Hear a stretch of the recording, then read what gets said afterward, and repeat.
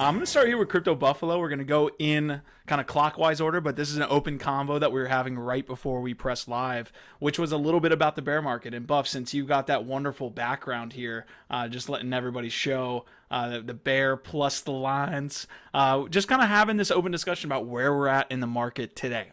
Ronan said he wasn't buying any NFTs.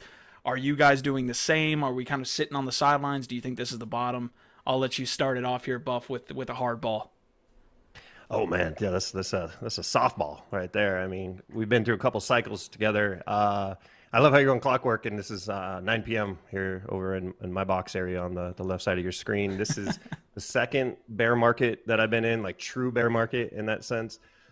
And you start to learn the process of taking a break, like Ronan said, not buying NFTs at the moment. I think the best thing you could do right now, research, learn what's coming up, learn what's being developed that isn't out yet, get in early on some kind of understandings of what, like Solana is a great blockchain that's starting to get some attention this summer. A lot of people are saying Solana summer.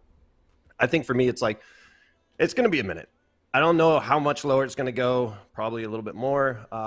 But for me, I think the best thing I can do right now is to just really build in this time, network, go to a lot of in-person events like VeeCon and really meet a lot of people that have projects that they're building in. Because if people are building right now and they've been in this long enough, those are true OGs. Those are people that are going to stick around in the next cycle too, and are going to really develop something right now, because in the bear market, that's where you really can make a position. And the best advice I can give is learn, build, and dollar cost average. I mean, it's just that easy, really just have patience right now. And we all have a little bit of that euphoric drug that went down last year with the crazy highs and these like NFT projects that 100x'd over a day or two. And, a lot of that, I'll be honest with you guys, dude, I don't know if we're ever going to see that again, and to a certain degree, PFP projects, that fad might have run its course, but gaming, music, movies, everything about anything that's going to be related to the blockchain is still evolving. And so it's one of those, I'm excited to see what happens next. And I have nothing but patience right now as I'm building out in the space. And so for me, it's just like an exciting time to watch a lot of new YouTube videos and learn and read some actual white papers. You know what I mean? Who reads those white papers? Well, I'm gonna take a look. Love that, guys. Anybody else? Buff, you did a great job there. Very eloquent, per usual, man, Yep. as expected. Yeah, I don't have a lot to add to that. I agree, other than, there's nuance, right? So like there's less speculative plays than others. For instance, like Huxley Saga, we got to talk to Ben Moore on the Huxley team. They're about to drop issue 4. That's an established project with an established artist, an established team that just keeps delivering. So I'm very interested in trying to get into issue 4. So even though I'm not, buying into a whole bunch of stuff right now, I'm not speculating nearly as much. I'm still picking up some NFTs here and there from projects and teams that I really believe. And yeah, continuing to educate. I do think what Buff hit on with Solana Summer is that's alpha. Because I think if you're new, if you're learning, or maybe in a bear market, Solana might be a great place to be hanging out, learning. There's Huxley issue 4 right there. That's dropping Thursday. So yeah, shout out Huxley. They're a great team, and that's a project that I really, really believe in. Their cinematic trailer, like they're already working on a feature film. They're already working on a AAA game. A little bit of alpha is that at NFT NYC, if you're a Huxley holder, you're going to be one of the first people to actually demo the game that they've been developing. So anyway, yeah, Solana might be a great place to be learning and experimenting right now, because the stakes are a little bit lower.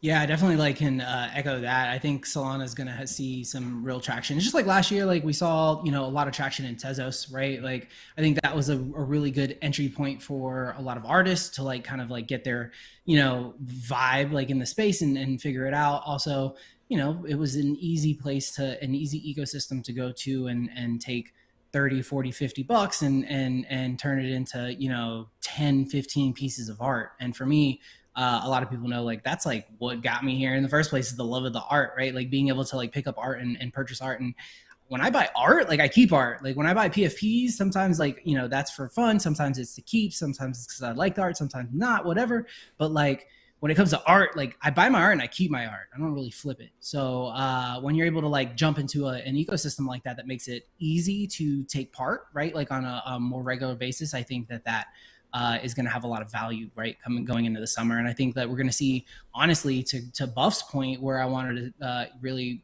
hit was 2 points. One was, I agree. I don't think that PFPs are, the future. I don't think that they're like what's going to what the conversation about NFTs is going to be about for very much longer, right? Like, I don't think they're going to totally go into non-existence, but I think we're going to be a little more picky, choosy, whatever.